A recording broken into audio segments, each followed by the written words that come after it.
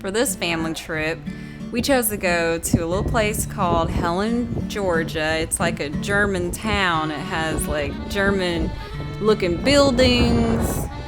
It's like going to Germany without flying. It was super cute and themed. You're going through these alleyways that had stores upon stores, but it didn't look like that at first. It just looks like a few buildings really, but in these little alleyways there's so many stores, so many restaurants, so many cute figurines. Like walking through this one, a lot of gift shops because they know tourists are here. They want to sell these little gifts.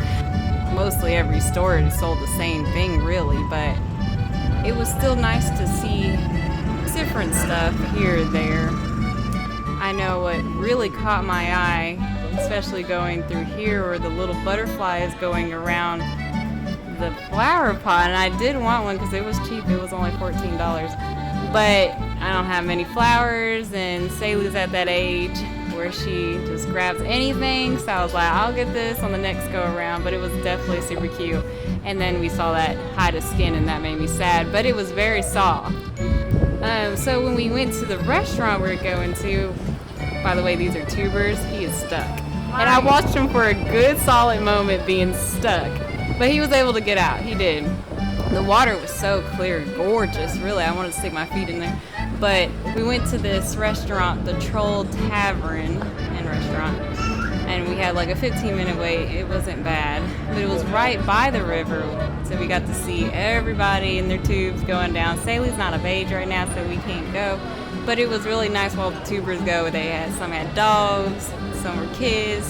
One lady was sleeping and she got stuck, and I don't think she knew because she was there for a good while.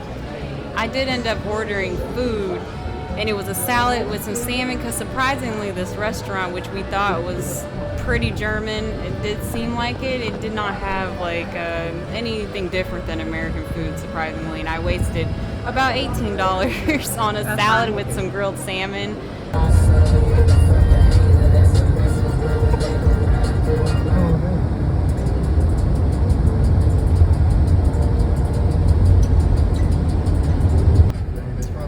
After that lovely town, we made our way 17 minutes up the road to Anna Ruby Falls, which was quite pretty. Like the drive there, so much green, and you know, we're coming from Orlando, which as you know is getting built up with a whole lot of concrete. So this was such a scenic route, as you can see.